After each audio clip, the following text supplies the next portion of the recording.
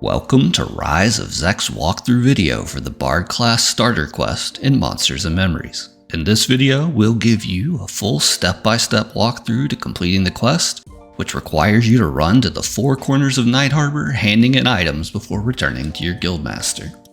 To get started, head to the Bard Guildmaster Jamie Langris, who's located backstage of the amphitheater in the Night Market District.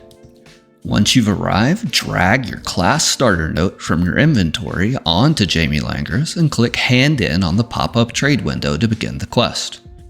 In exchange, you'll receive a small courier bag, 6 quest items, and Jamie's list of names, which tells you which item you need to give to which NPC.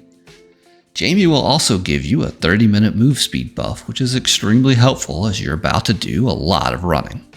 There's no required order for visiting each of these NPCs, but our order creates an efficient loop once around the city to avoid unnecessary backtracking.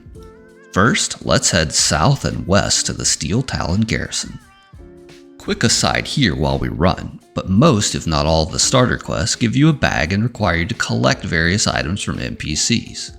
Some people like to begin the class quest to get the free bag, and only complete the quest later once they can afford to replace the bag with a purchased one. However, the Bard quest also gives you 6 items to hand in, and when you hand those items in, you receive an item in return. So there's no free bag space to be had here. And once you start the quest, you'll need to complete it to free up your inventory slots. So make sure you're committed before you start this quest.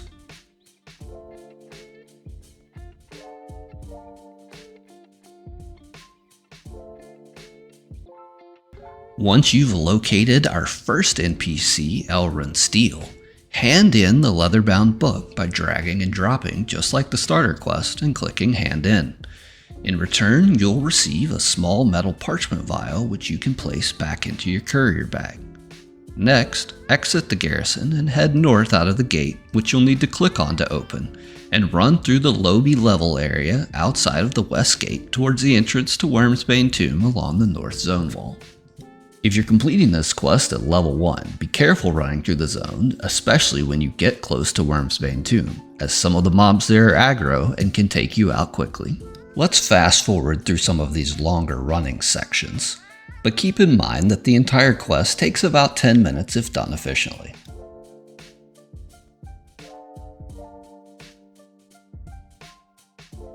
Locate Assistant Researcher Farland inside one of the tents just outside of the tunnel to Bane and hand in the vial of cloudy liquid. Note that it has the same icon as the small metal parchment vial we received as a reward for the last turn-in. So if Farland won't accept your hand-in, make sure you've selected the correct item. After you receive your parchment vial from Farland, head east through the northernmost west gate towards Wayfarer's Hospice, the Cleric and Paladin Guild.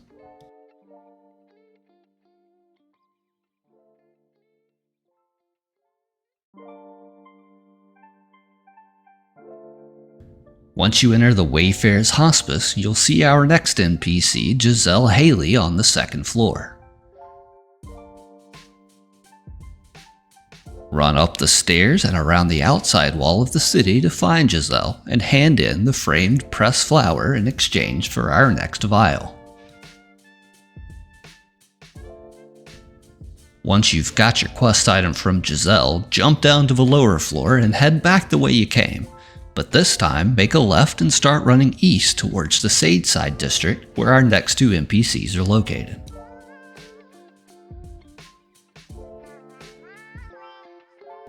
Once you've reached Sageside, run out the north gate to locate guard Jeskel and hand him the perfumed silk sash.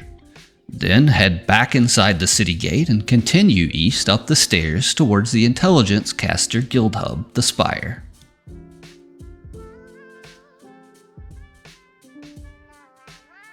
You'll need to take 2 teleporters here to locate our next NPC. First, take the teleporter directly below the Spire to reach the teleporter hub. Then, look for the sign that says 2 Spellbinders of the Spire, and take that teleporter to the Enchanter and Inquisitor Guild area. Once you've made it there, run inside the first level and weave through a few hallways to locate Cordelius Hallman, and hand him the small eye-shaped mirror. Now that you're finished here, head back out the way you came. But don't worry about taking the teleporters. Just jump right off the side of the building and head back down the stairs towards the teleporter to the docks, which is immediately to your left at the bottom of the stairs and marked with a large sign.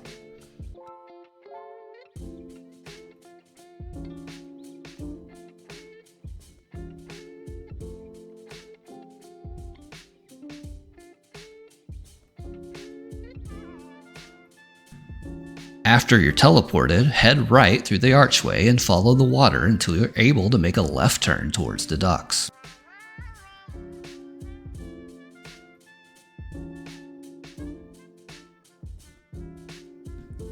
Our final NPC is Harbor Master Dowd, located in the customs house straight ahead. Hand Dowd the last quest item, the pouch of rare tobacco, and receive the final parchment vial as a reward. You can now place all 6 vials into the courier bag and click Combine to receive a new small courier bag that is no longer actually a bag, but instead the final quest item you'll need to turn in back at the Bard Guild. Now it's time to make the long run back to the Bard Guild by heading north and then west. Once you've arrived back at Jamie Langris, simply hand him the small courier bag that you received for combining all 6 vials, and in return receive Jamie's coin.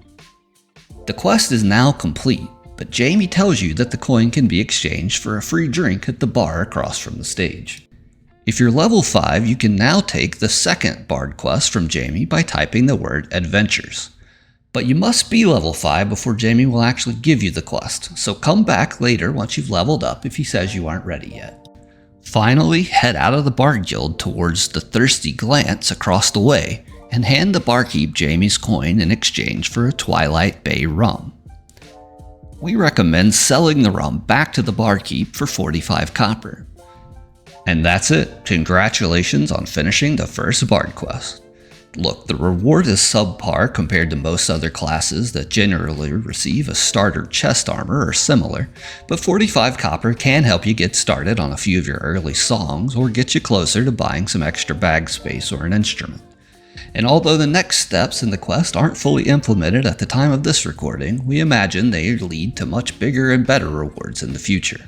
Thanks for watching our video, and if you found it helpful, don't forget to like and subscribe so you know when we release other videos like these to help you get off to a strong start in Monsters and Memories.